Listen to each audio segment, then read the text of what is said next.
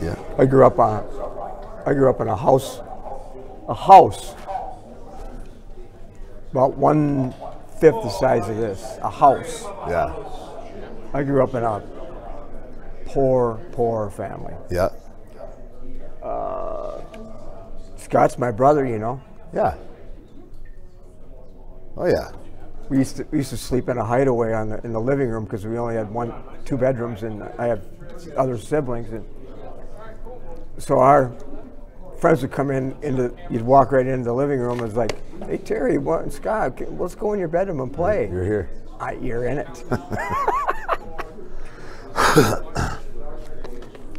You gonna give me which camera then too, like we talked about? What's up with it? Just go ask the woman sitting in the office over there.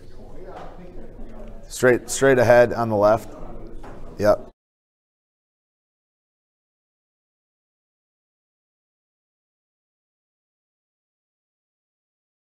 From the Cleary Alumni Center on the campus of the University of Wisconsin-La Crosse, it's the Mike Schmidt Football Show. Brought to you by Honda Motorworks, your electric and hybrid headquarters at 4th and Cass. By Schilling Supply, serving businesses with critical supplies since 1897. By Schumacher Kish Cremation and Funeral Services in La Crosse, La Crescent, and Onalaska. By 360 Real Estate Solutions, they've got the keys to your new home. And by Market & Johnson, Western Wisconsin's construction leader, adding value to everything they do. Now, here's the host of today's program, Terry Erickson.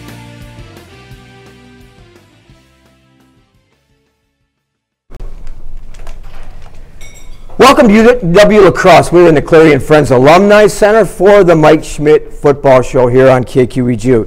The show is live on the stream and also played back each Tuesday at 6:30 p.m.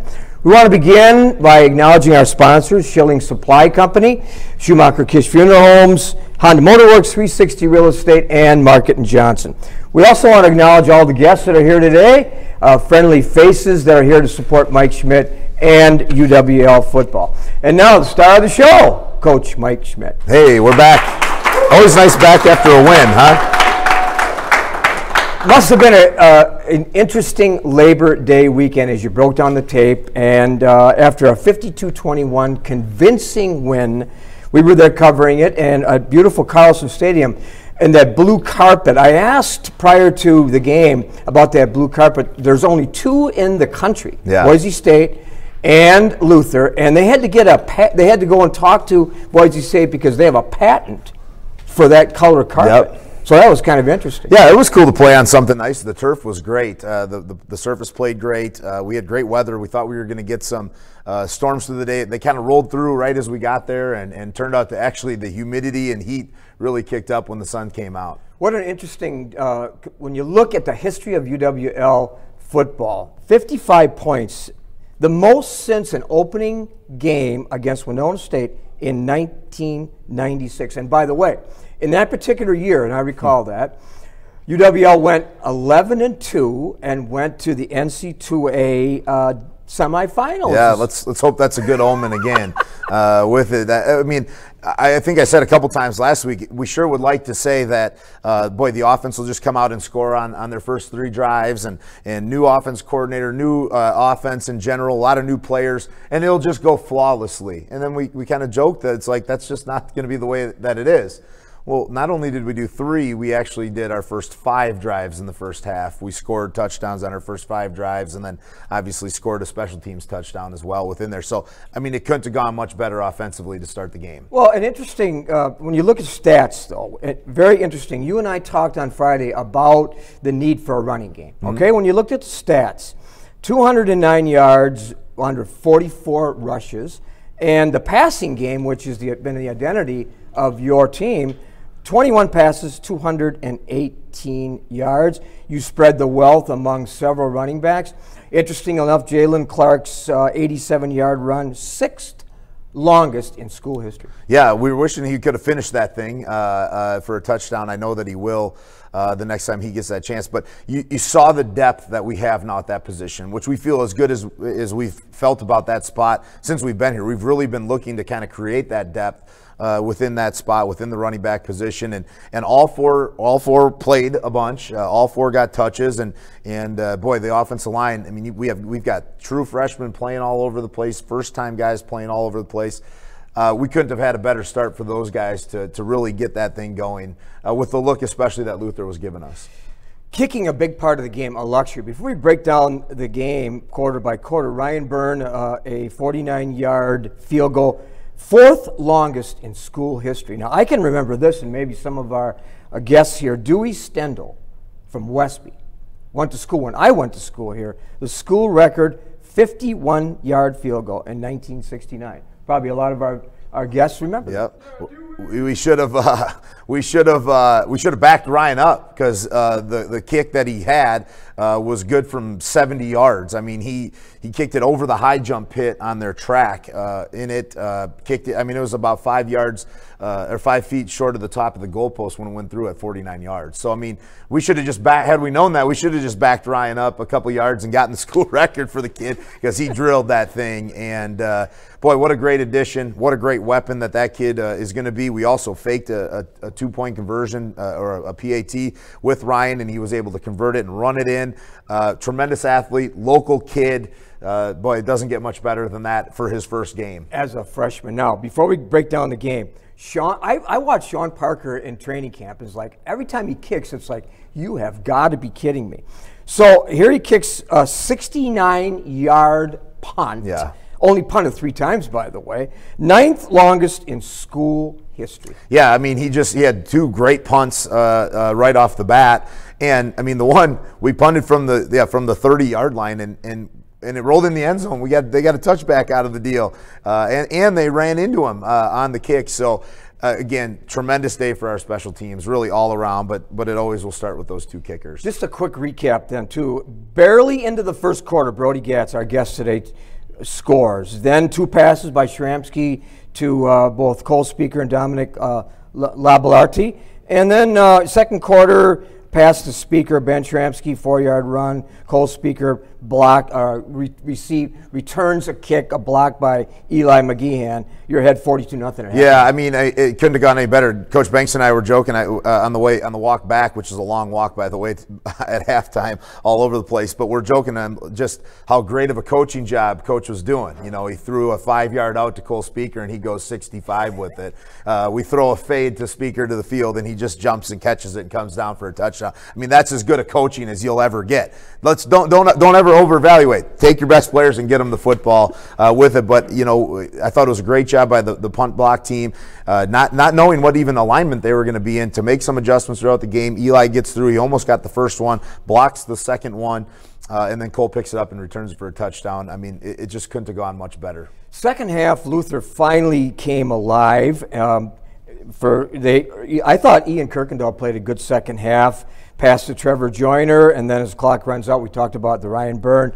Luther starts out the fourth quarter with a 2-yard run for a touchdown, and then Brody Gatz in his second TD. Yep. And finally, again, Luther scores, Kirkendall to Ricardo Chavez. One thing that I noticed too is you and I talked about about the need to shut down Justin Montgomery. Yep. I think he caught 4 passes under 50 yards. Yeah, I mean, we matched up Colton Neiman on him all day when Colton was in there. I mean, his catches were not against Colton.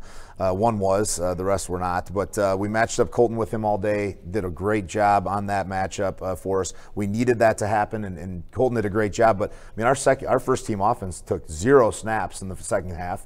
Our first team defense played 1 drive in the second half, and that was it. So, I mean, in terms of what our first group was able to do, we felt pretty good about that. Last comment, too. I'm disappointed to hear that matchup will discontinue. We are, too. I mean, what a great drive, great stadium, good matchups, great proximity for fans and people to come watch. You know, we're driving, it's like, geez, you're home before it's dark out. I mean, just great matchup. It's too bad that it goes away. We pick up Concordia Moorhead actually next year, who's a top 20 team and a really good football program. Good. All right, interesting. We're going to come back. We have 2 guests, 2 key players from the Saturday win right after this.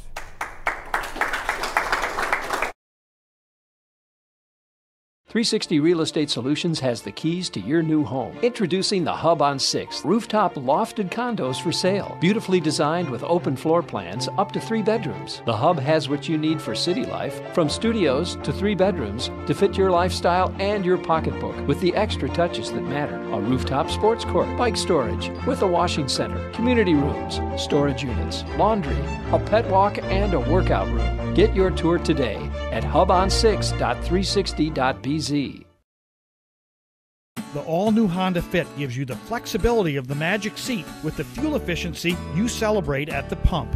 From Honda Motorworks. You'll love more miles per dollar. Honda Motorworks. Since 1897, Schilling Supply Company has been your single-source provider of business solutions and supplies. Their 65,000 square foot facility stocks over 3,000 items ranging from packaging, janitorial, industrial, food processing, safety, and specialty products. Schilling Supply provides the essentials you need to meet your customers' and employees' expectations. Businesses like Gunderson, Quick Trip, Dynamic Recycling, and Badger Corrugating rely on Schilling Supply to deliver the right products at the right time. Schilling Supply Company. Visit on the web or call. Stunning from any angle, the HR-V is a crossover of style and versatility. You'll love more miles per dollar. Honda Motorworks.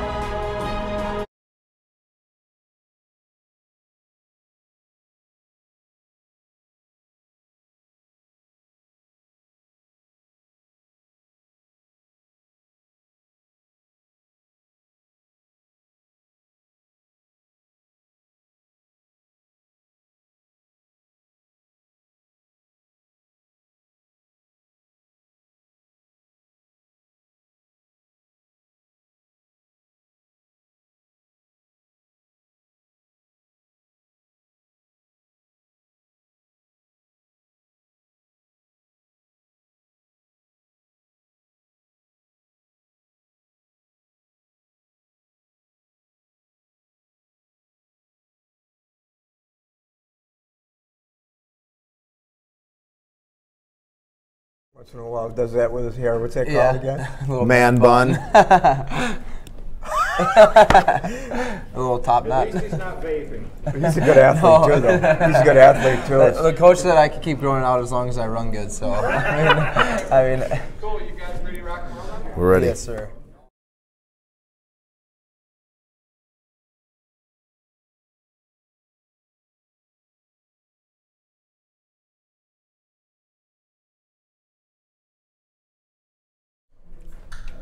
Welcome back to the Mike Schmidt Show. We're joined by two key players from the opening win over Luthi, Brody Gatz and Ben Shramsky. Coach, when you emailed me last night, it's like, let's have these guys on the show. I was like, I agreed with you. Yeah, pretty big breakout for both of them, really. And I think probably for both of them, a long time coming to get that game out of the way. That they've been itching to get in there, and they both deserved what they got. I mean, these are two of my favorites that we have, and boy, they've just done a wonderful job. I know you'll talk about each of their stories, but both of them, we were so thrilled to get them here as recruits and transfers, and how we got them, and then really switching Brody to positions to get him comfortable, and then just so excited for Ben. I've told him this, and I've told everybody in our community this a bunch of times.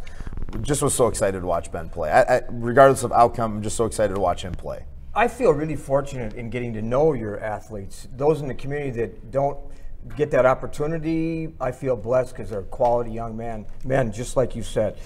Well, Brody, as Brody walks to the stage here, it's like the camera is like, Brody, what's going on? Preventative. Yeah, well, I mean, I guess camp was just getting long, and then just one play during practice, I just kind of stubbed my toe a little bit, and I've had turf toe in the past before, so I kind of got it checked out and had the scrimmage the next day actually, and just said basically I'll tape it up, get it where I can play, because I knew I kind of had to play in the scrimmage if I still needed to keep making a presence on the offense. And then just kind of been wearing the boot to minimize the pain and just make sure I'm still practicing and everything. I'm just still trying to get it back to 100%. Good. A sophomore from Ootsburg. Yep. Familiar with that school. And what brought you to UWL? So actually, my freshman year, I was at Whitewater. And I was a gray shirt there, so I didn't do the first year, kind of just did the lifting program. And then just kind of was in a position where I wanted to change schools and transfer.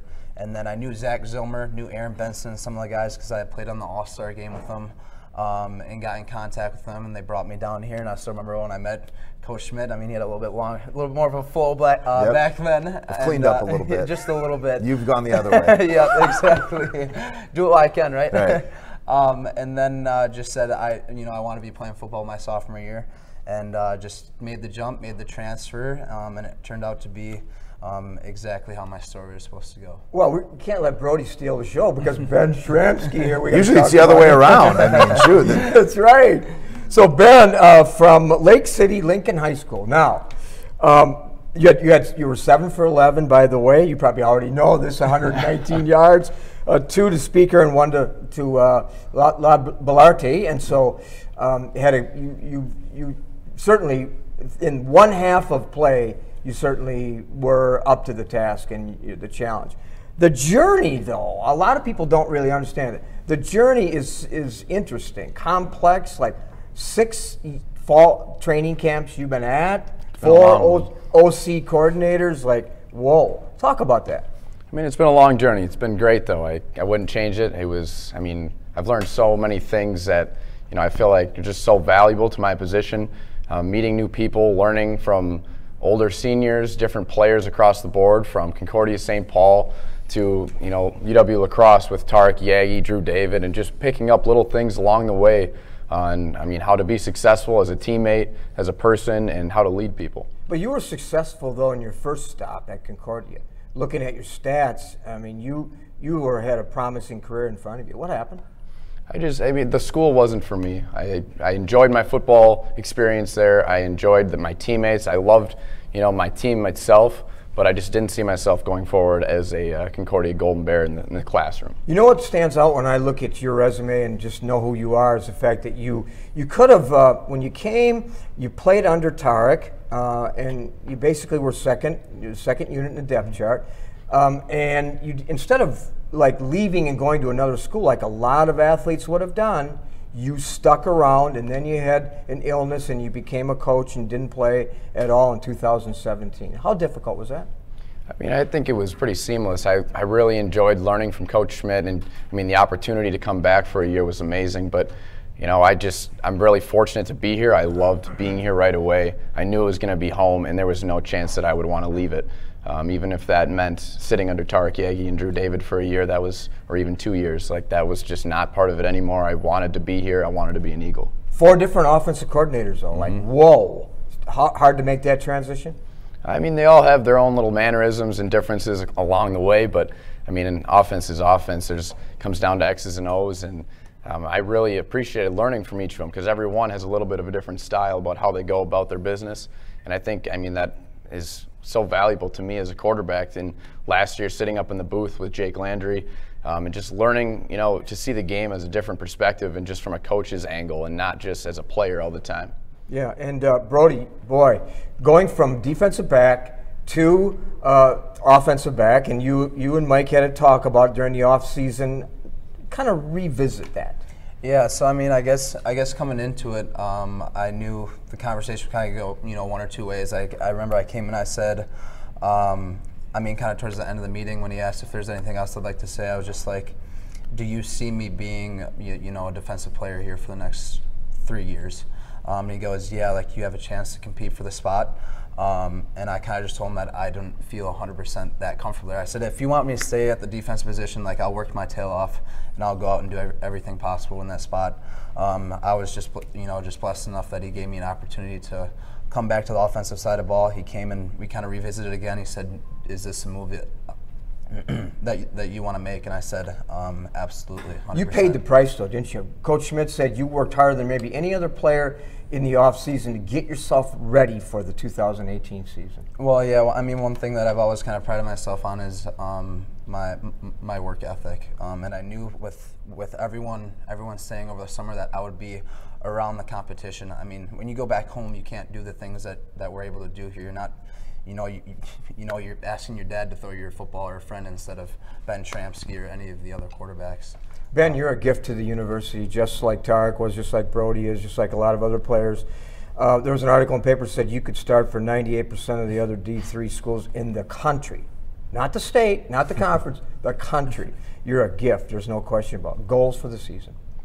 I mean, personal goals, there aren't many. I really just wanted to be a captain. I wanted to lead this team, and I want to win a conference championship. It really is more centered around team goals, and my personal goals will be taken care of through that. Interesting offense, interesting game plan. You ran it to perfection, and your OC, Luke Bankston, put together a great game plan for both of you. You agree? Absolutely. I think we tried to stay, a little bit vanilla at times, just trying to execute our basic fundamentals, and execute at a high level of, just basic things and just not make mental errors and execute without any like false starts or different procedural errors, and I think we did that. Yeah, stay healthy, guys. We're looking forward to having a great year, so thanks for being our guest today. Thank you very much. All right. We'll be back and talk about the upcoming opponent, Illinois Wesleyan, right after this. The all-new Honda Fit gives you the flexibility of the magic seat with the fuel efficiency you celebrate at the pump. From Honda Motorworks. You'll love more miles per dollar. Honda Motorworks. Since 1897, Schilling Supply Company has been your single-source provider of business solutions and supplies. Their 65,000 square foot facility stocks over 3,000 items ranging from packaging, janitorial, industrial, food processing, safety, and specialty products. Schilling Supply provides the essentials you need to meet your customers' and employees' expectations. Businesses like Gunderson, Quick Trip, Dynamic Recycling, and Badger Corrugating rely on Schilling Supply to deliver the right products at the right time. Schilling Supply Company. Visit on the web or call.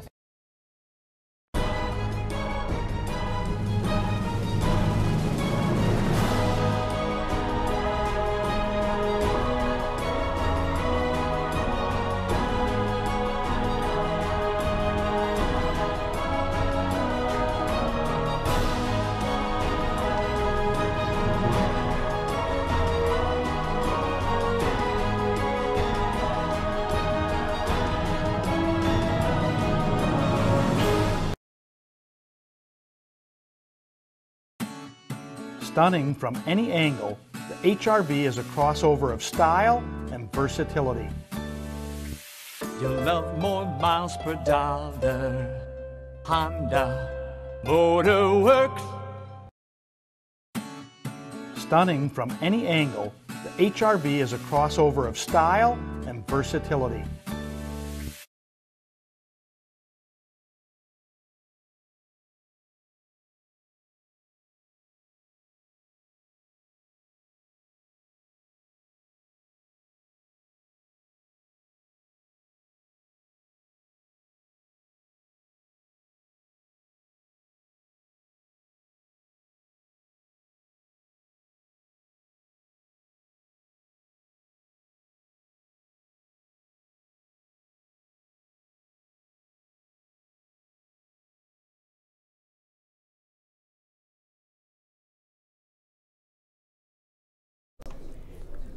Well, welcome back to the Mike Schmidt Show. This week, the Eagles travel to Illinois Wesleyan, member of the CCIW conference. For those that aren't sure, that's the conference with Wheaton and Milligan and Carroll and Augustana and so on. I'm familiar with that conference a little bit, working some games there.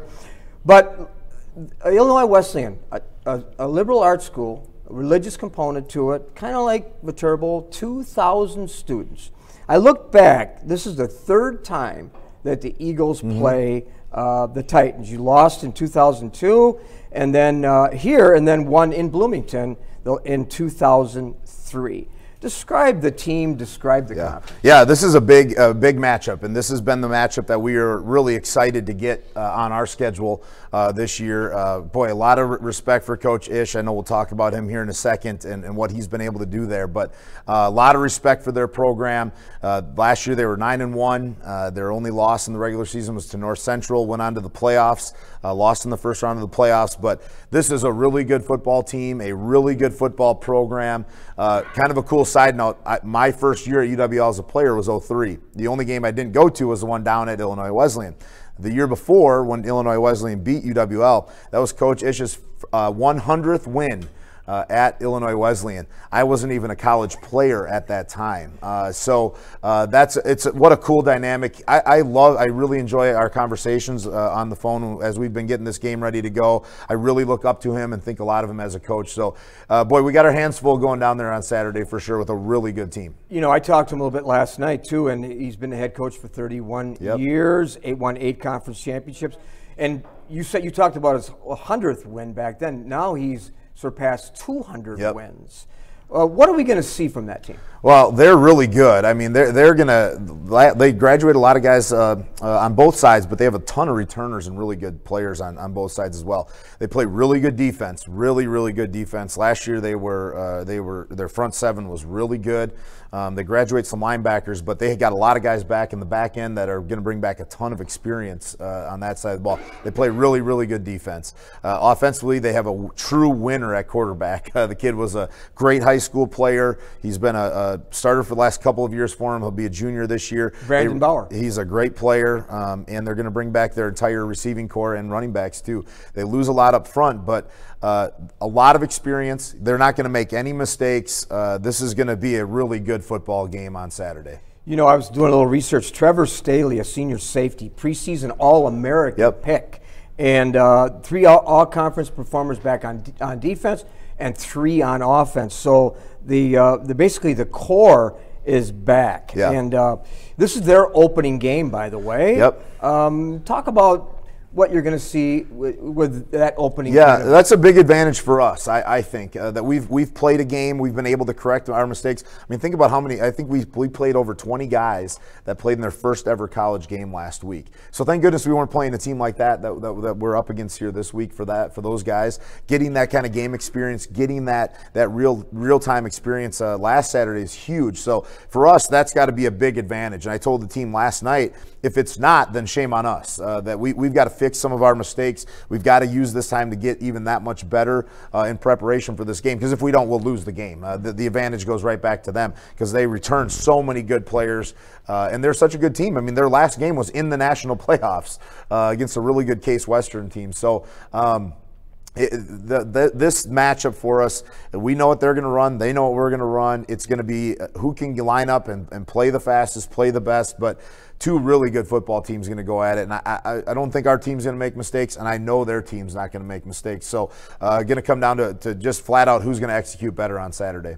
Is this matchup going to continue?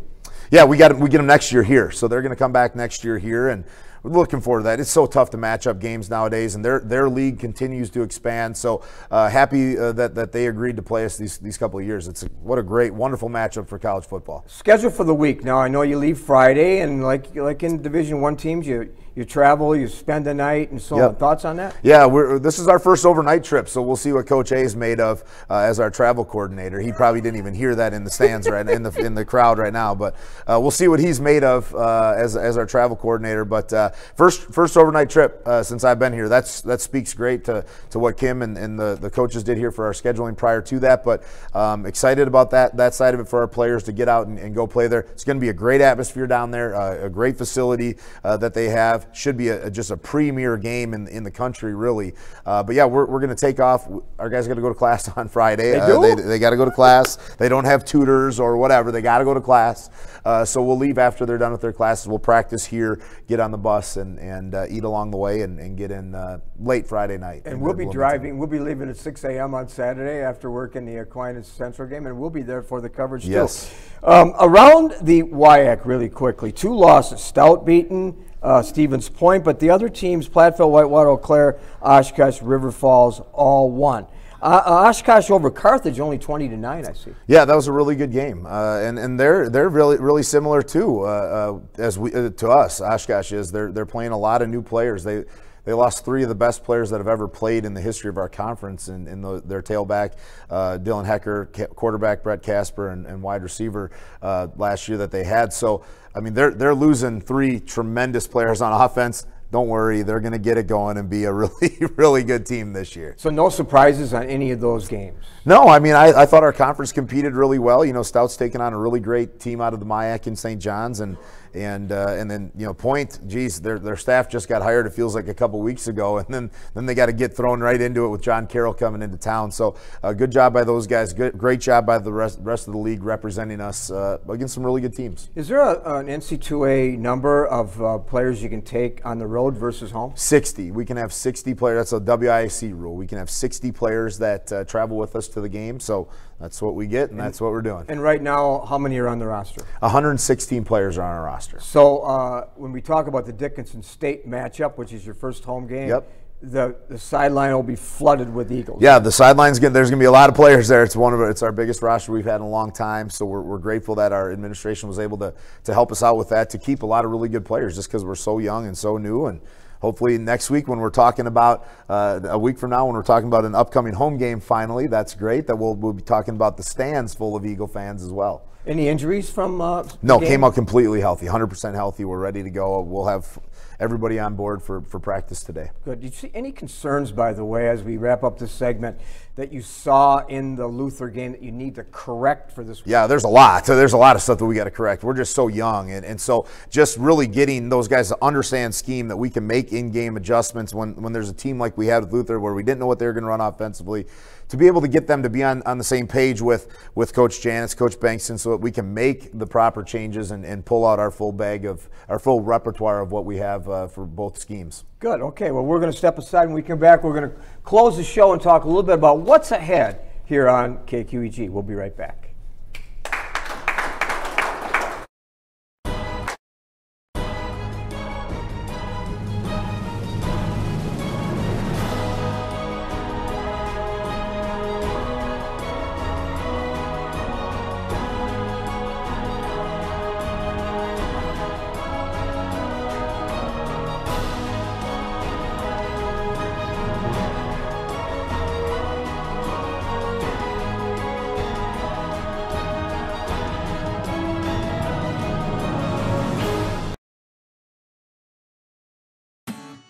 Stunning from any angle, the HR-V is a crossover of style and versatility. You'll love more miles per dollar. Honda Motor Works. Stunning from any angle, the HR-V is a crossover of style. The Mike Schmidt Football Show. Stunning from any angle, the HR-V is a crossover of style and versatility. With Coach Mike Schmidt along with guests. Please remember the show is also replayed each Tuesday at 6:30 p.m. Our next show will be on Monday, September 10th, and every Monday after that, as we recap the Illinois Wesleyan game and learn what to expect from Dickinson State in the Eagle home opener. Until next week, for Mike Schmidt, I'm your host, Terry Erickson, thanking you for joining us here on the campus of UWL. There we go. Good job. Are you? I see. The Mike Schmidt Football Show is brought to you by Honda Motorworks, your electric and hybrid headquarters at 4th and Cass. By Schilling Supply, serving businesses with critical supplies since 1897. By Schumacher Kish Cremation and Funeral Services in La Crosse, La Crescent, and Onalaska. By 360 Real Estate Solutions, they've got the keys to your new home. And by Market & Johnson, Western Wisconsin's construction leader, adding value to everything they do. Join us next week at this same time for the Mike Schmidt Football Show.